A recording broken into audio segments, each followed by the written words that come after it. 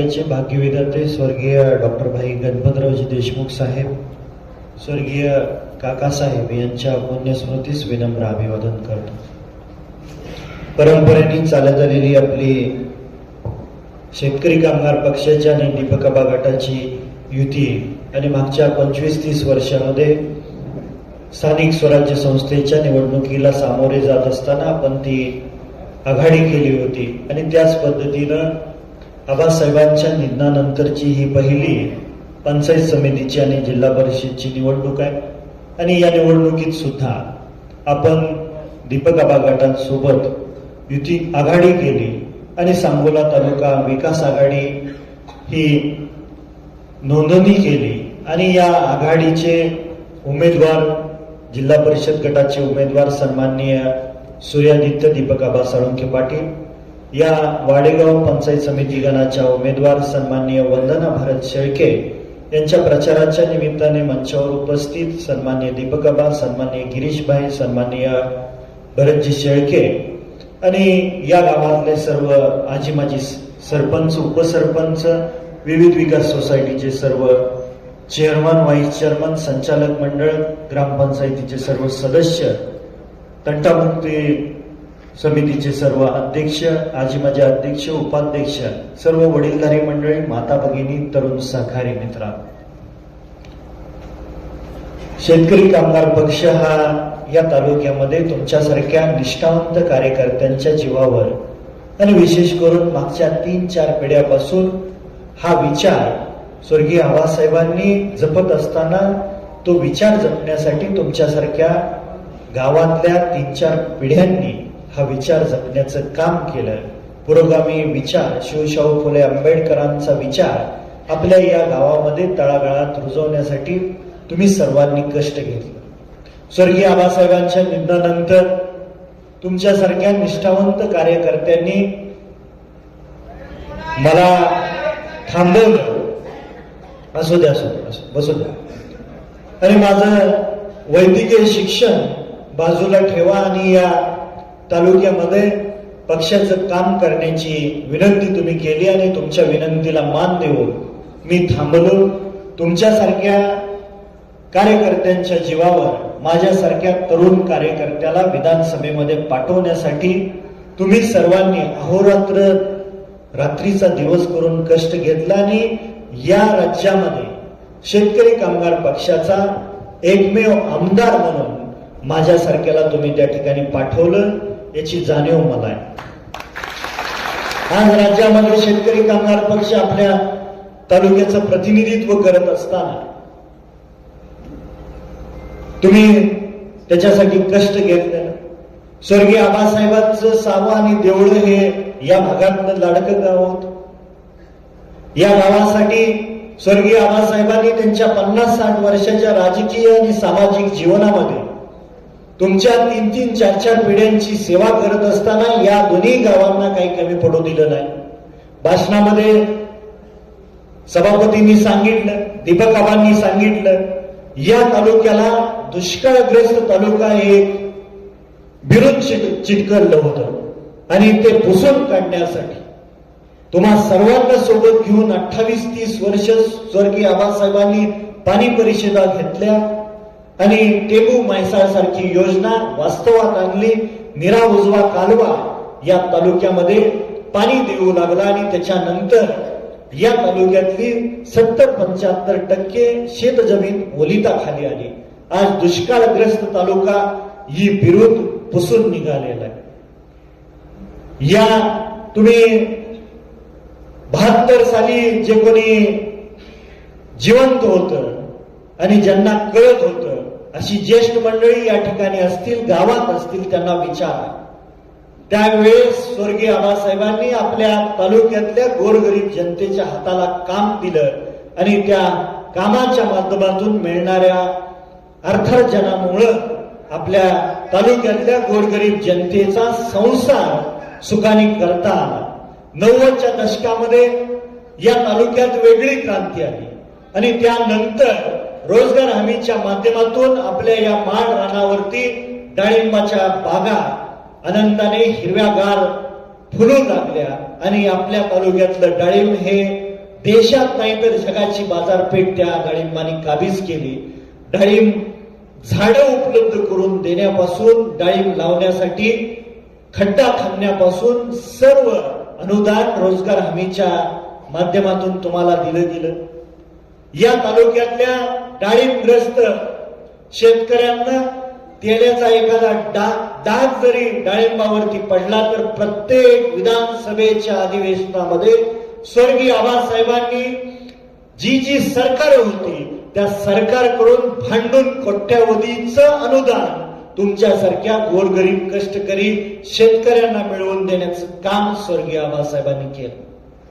हा शेका पक्ष हा शब्दाला जाणणारा पक्ष म्हणून या तालुक्यात नाही तर राज्यात प्रसिद्ध आहे.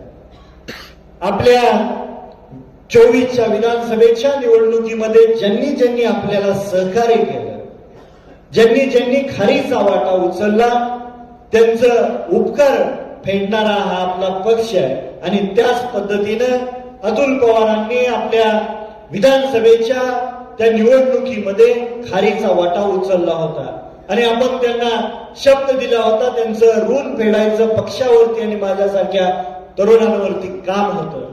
2 महिन्यापूर्वी ते माझ्याकडे आले.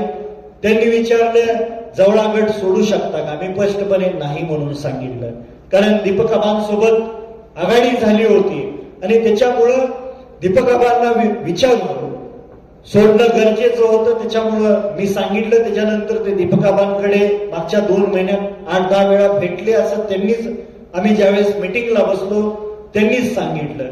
15 दिवसापूर्वी आले. त्यांनी सांगितलं चोपडी गट सोडता का? त्यांना मी म्हणलं मला थोडा वेळ द्या. चोपडी गटातली सगळी गावं गिरणीवरती 2 दिवस बोलवली आणि कार्यकर्त्यांना विनंती केली, ज्या माणसाने आपल्या यशामध्ये खारीचा वाटा उचललेला आहे त्यांच्या उपकाराचं ऋण फेडायची शेका पक्षावरती आता वेळ आलेली आहे. सर्व कार्यकर्त्यांनी ते मान्य केलं, मोठ्या मनाने ते मान्य केलं आणि आपण चोपडी गटातून शेका पक्षाने जिल्हा परिषदच्या उमेदवारीचा अर्ज सुद्धा भरला नाही. मग आम्ही त्यांना बोलवलं, दोघं मिळून आम्ही त्यांना बोलवलं, चर्चा केली. त्यांनी सांगितलं तानाजी पाटील आमचे आटपाडीचे मार्गदर्शक आहेत, त्यांना दोघांनी मिळून फोन करा. आम्ही फोन केला. तानाजी पाटलांनी सांगितलं की तुम्ही दोघं शब्द देत असताल तर त्यांना चोपडी गटातला अर्ज भरायला लावतो. आम्ही अर्ज भरला. त्याच्यानंतर त्यांनी सांगितलं की राज्याचे नेते स्वर्गीय अजितदादा आमच्या पक्षाचे अध्यक्ष आहेत आणि त्यांना विचारल्याशिवाय आम्ही त्या ठिकाणी लढणार नाही. त्यांनी सांगितलं अजितदादांना फोन करा.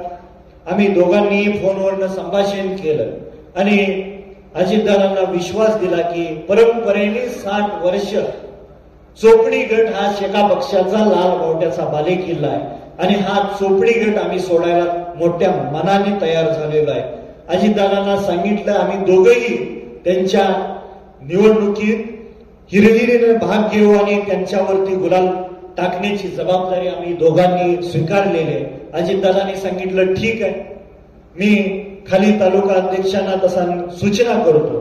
आणि परत काय माशी शिंकली, कोणाचे फोन आले आणि त्यांनी जवळा गटात उभारण्याची इच्छा व्यक्त केली आणि आता ते उभारलेले, कुणाच्या सोबत उभारलेले, कुणाच्या पाठिंब्याने उभारलेले. दीपकाबांनी सांगितलं परंपरेने या तालुक्यामध्ये ज्यांनी शेतकरी कामगार पक्षाला विरोध केला, स्वर्गीय आबासाहेबांवरती काही काळ खालच्या दर्जेला जाऊन टीका केल्या, त्यांच्या सोबत आज ते उभे आहेत.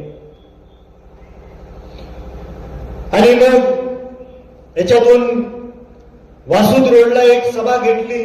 व्हॉट्सअपवरनं आणि फोनवरनं सांगितलं शेतकरी कामगार पक्षाच्या कार्यकर्त्यांना की बाबासाहेब त्या ठिकाणी येणार आहे आणि तुम्ही आलं पाहिजे. त्याच पद्धतीनं दीपक आबांच्या कार्यकर्त्यांना त्यांनी सांगितलं की दीपक आबा त्या मीटिंगला येणार आहेत, तुम्ही आलं पाहिजे. आणि शेका पक्षाची दीपक आबांची काही कार्यकर्ते मिळून त्या ठिकाणी त्यांनी सभा घेतली. त्यामध्ये बाहेरची काहीतरी मुलं त्यांनी आणली गेली होती आणि त्या सभेमध्ये माझ्याकडे व्हिडिओ आहे. बिना पुराव्याचा आपण काही बोलत नाही, कुणावर टीका करायची आपल्याला टीका करायला वेळही नाही, त्याच्यात तो विचार करायला सुद्धा आपल्याला स्वारस्य नाही. पण हे सांगणं गरजेचं आहे, कारण तुम्ही शका पक्ष आजपर्यंत या तालुक्यात आणि या गावात चांगल्या दिमाखाने टिकवून ठेवले आहे. तुमच्या 3-3, 4-4 पिढ्यांनी त्याच्यासाठी कष्ट घेतलेला आहे. त्या वासूच्या सभेमध्ये काही पोरांनी वाच्यता केली की बाबासाहेब देशमुखला 29ला आपण पाडू, आणि ज्या पद्धतीनं विधानसभेच्या निवडणुकीच्या अगोदर या तालुक्यामध्ये बऱ्याच जणांनी डरकाळ्या फोडल्या होत्या की बाबासाहेबचं गबाळ पेनूरला पाठवून देऊ, तीच वाच्यता परत त्या वासूद रोडच्या सभेमध्ये झाली. आज तुम्हाला विचार करण्याची वेळ आलेली. यामध्ये एकही शब्द खोटा नाही. ज्यांच्यावरती आपण ऋण फेडण्यासाठी चोपडी गटाचा बालेकिल्ला सोडण्यासाठी आपल्या कार्यकर्त्यांनी मोठ्या मनाने तयारी दर्शवली, आज त्यांच्या सभेमध्ये जर ही वाच्यता होत असेल तर शेका पक्ष आणि बाबासाहेब देशमुख कुठं चुकला एवढं मला सांगा. जो शब्द दिला होता तो शब्द पाळायला बाबासाहेब देशमुख आणि शेतकरी कामगार पक्षाचे कार्यकर्ते तयार होते. आपण चुकलो कुठं, याची वेळ, विचार करण्याची वेळ आलेली आहे. जर कोण म्हणत असेल की बाबासाहेब देशमुखला गबाळ घेऊन पेनूरला पाठवू, याचा विचार झोपण्या अगोदर तुम्ही सर्वांनी करणं गरजेचं आहे. या ठिकाणी शिवाजीराव आहेत. शिवाजीरावचं पोरग लहान आहे आणि दिवाळीचा सण आल्यावर शिवाजीरावचं पोरग त्या ठिकाणी हट्ट करायला लागले, मला ड्रेस घ्या. शिवाजीराव म्हणले थांब जरा, पैशाची जुळणी करतो, 2 दिवस थांब. तोपर्यंत तिथून जात असताना गिरीशबाईने बघितलं, शिवाजीरावची गिरीशबाईची दोस्ती आहे, आणि गिरीशबाईंनी विचारलं त्या पोराला काय पाहिजे. नाही, दिवाळी आली, फटाकड्यान ड्रेस पाहिजेत मला. गिरीशबाई म्हणले चल बस गाडीत बसवलं, कापडाच्या दुकानात नेलं, 2 ड्रेस आणलं, पिशवीभर फटाकड्या आणल्या. आता गाव तर वेगळा आहे, शिवाजीराव राहतात बामणीत, गिरीशबाई राहतात मेथोड्यात. आता तुम्हा सावेकरांना मला विचारायचं की शिवाजीरावच्या पोरांनी दिवाळी कुठं साजरी करायची? शिवाजीरावच्या घरात करायची का गिरीशबाईच्या घरात करायची? कुठं करायची? ज्या माणसाने, आई बापाने जन्म दिला, ज्या आई वडिलांनी आपल्यावरती संस्कार केले, शिकवण्यासाठी अहोरात्र कष्ट करून पैसे दिले, त्या पोराने दिवाळी ही आई बापाच्याच घरी केली पाहिजे. बरोबर आहे का? सण आल्यावर कोण तर कापडं घेतली, फटाकडे दिल्या म्हणून आई बापाला विसरायचं नाही. त्याच्यामुळं निवडणूक आल्या म्हणून कोणतरी 2-4 ट्रॉल्या मुरुम टाकतेली, 2-4 खांब देतेली, 2-4 डिप्या देतेल्या. त्याच्यामुळं 50 वर्ष तुमच्या 3-3, 4-4 पिढ्यांनी जो जपलेला पक्ष आहे, जो शिवशाहू फुले आंबेडकरांचा पुरोगामी विचार आहे, तो सोडायचा नाही. काय चुकलं शेका पक्षाचं? काय चुकलं? तुम्हाला येऊन सांगितलं मी बाबासाहेब एकच आहे म्हणून तुम्हाला फसवून तुम्हाला सांगितलं कामं करून घ्या. दीपक आबाच्या लोकांना गटात सांगितलं कामं करत असताना माझ्या तर वाट्याला याचं यश येईल किंवा यश राजेंना तर त्या कामाचा फायदा होईल. बरोबर का बा? तुम्हाला विचारून केलं होतं. अशा पद्धतीनं जर कोण तुमची फसवणूक करत असेल तर ह्याच्यापासून आपण फसता कामा नये एवढी विनंती आहे. स्वर्गीय आबासाहेबांनी ज्या पद्धतीनं काम केलं त्याच पद्धतीनं भविष्य काळामध्ये पंचायत समितीच्या माध्यमातून आणि जिल्हा परिषदेच्या माध्यमातून या भागातल्या गोरगरीब जनतेची ज्या काही अडीअडचणी असतील त्या निश्चितपणे सोडवल्या जातील. हा शब्द मी आपल्या आबासाहेबांना स्मरून देतो. आणि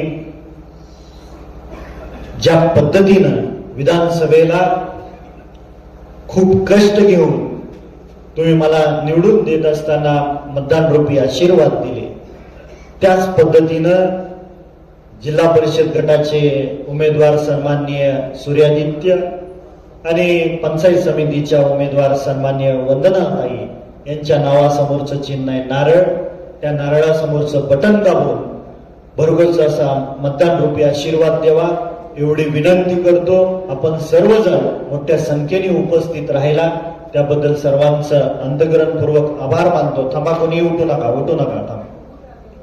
आणि काही लोक येतील सांगतील आम्ही 4,500 कोटी, जसा निवडणूक पुढे सरकल तसं 5,000 कोटी पर्यंत आकडा जाईल.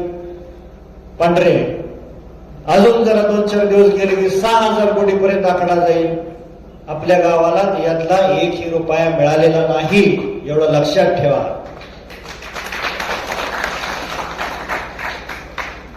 निवडून येऊन मला 14 महिने झालेले आहेत. आमदार झाल्यावर पहिल्याच वर्षी आबासाहेबांसारखी माझ्याकडनं अपेक्षा करणं योग्य नाही. इथं कोणी इंजिनियर आहे का इंजिनियर कोण? गावाला इंजिनियर नाही. पहिल्या वर्षी शेती करत असताना शेतीची सुरुवात ज्यांनी केली सगळंच पहिल्या वर्षी येत नव्हतं. आणि बऱ्याचशा ठिकाणी या तालुक्यामध्ये चर्चा केली जाते की वर्षभरात निधी कुठं आला. अरे बाजारांनो, तुमच्या 2.5 वर्षात, पहिल्या 2.5 वर्षात तुम्ही रुपया तर या गोरगरीब जनतेच्या विकासासाठी आणला होता का याचा विचार करा. कुठंतरी तुम्हाला चान्स लागला आणि गुवाहाटीला गेला आणि अख्खं ते आर्थिक बँक आपली खाली करून टाकली.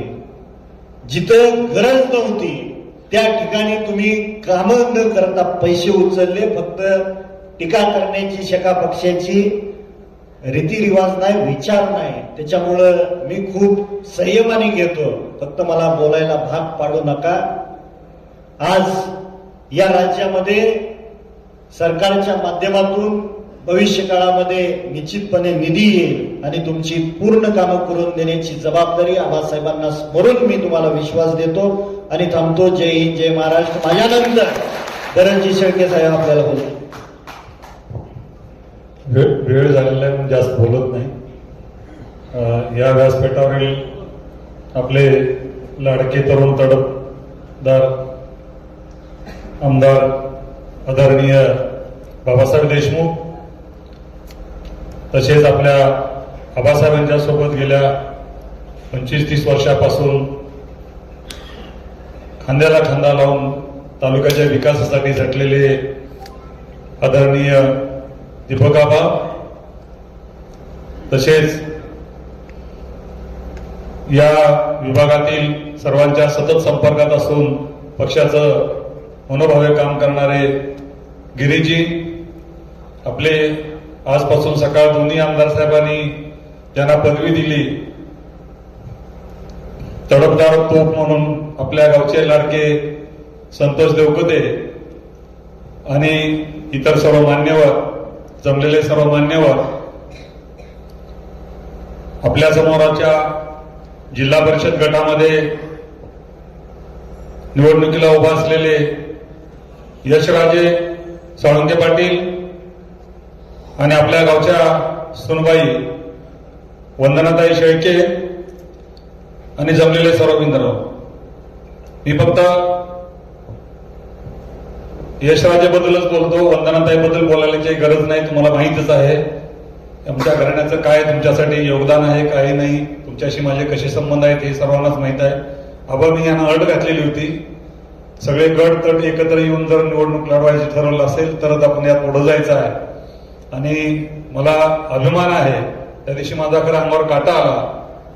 बऱ्याच वर्षानंतर हे सगळे एका पालावरती बसलेलं बघितल्यानंतर गाव यांना पाहायला आलेलं होतं सगळे, आणि हे सगळे एकत्र बसले.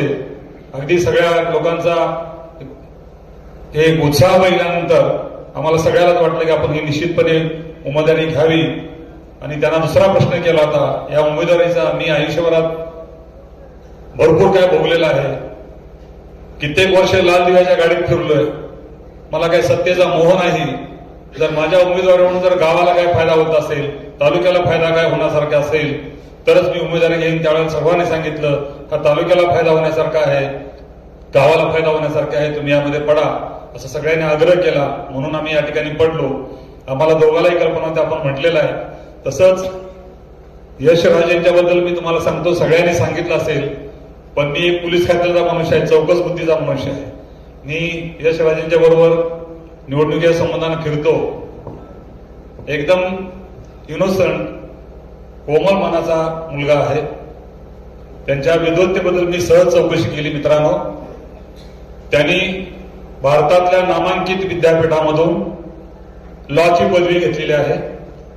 ती लॉची पदवी घेतल्यानंतर त्यांनी सध्या भारतामध्ये नाही जगामध्ये गाजत असलेला विषय म्हणजे भारताची लोकशाही आणि भारताचं संविधान.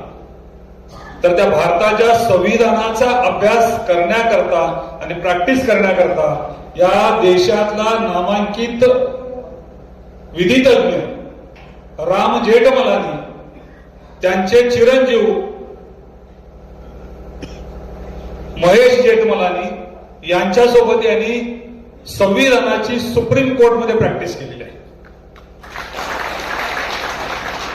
आणि त्याचबरोबर त्यांनी क्रिमिनल लॉ आणि अदर लॉची प्रॅक्टिस करण्याकरता महाराष्ट्रातल्या उच्च न्यायालयामध्ये नामांकित वकील गाजलेला या महाराष्ट्रातला सगळ्यांच्या तोंडात नाव आहे. आपण त्यांची तिकीट बऱ्याच जणांना अनुभव आहे की हायकोर्टात जायचं असेल तर त्या वकिलाकडे जावं लागतं. तो एका सिटिंगचे एका वेळच्या उभा राहण्याचे 5-5, 10-10 लाख रुपये घेतो. त्या फोंडासोबत त्यांनी प्रॅक्टिस हायकोर्टात सुद्धा केलेली आहे. एवढा विद्वत्तेचा कोमल मुलगा आहे. तो एवढा सुंदर बोलतो, एवढं त्यांच्याकडे विद्वत आहे. परंतु कसलंही त्यांच्या डोक्यामध्ये कुठल्या विद्वत्तेची किंवा श्रीमंतीची घराण्याची कसली हवा डोक्यात नाही.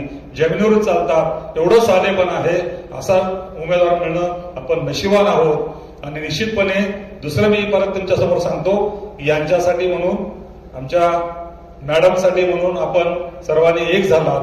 आपण या निवडणुकीच्या काळामध्ये मी तुमच्याकडून एक यांच्यासाठी म्हणून किंवा पुढच्या आपल्या शेका पक्षाच्या भविष्यासाठी म्हणून एक तुमच्याकडून एक वधवून घेणार आहे वचन.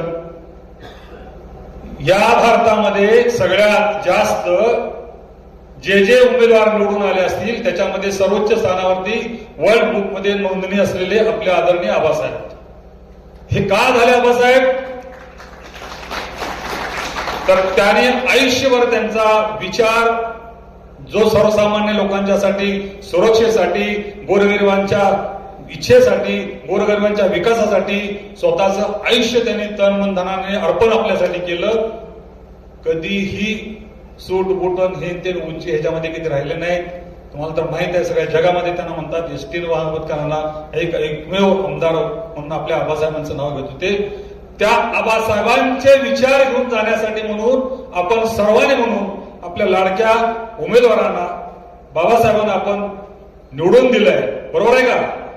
सर्वांमध्ये निवडून दिले ना, बरोबर का?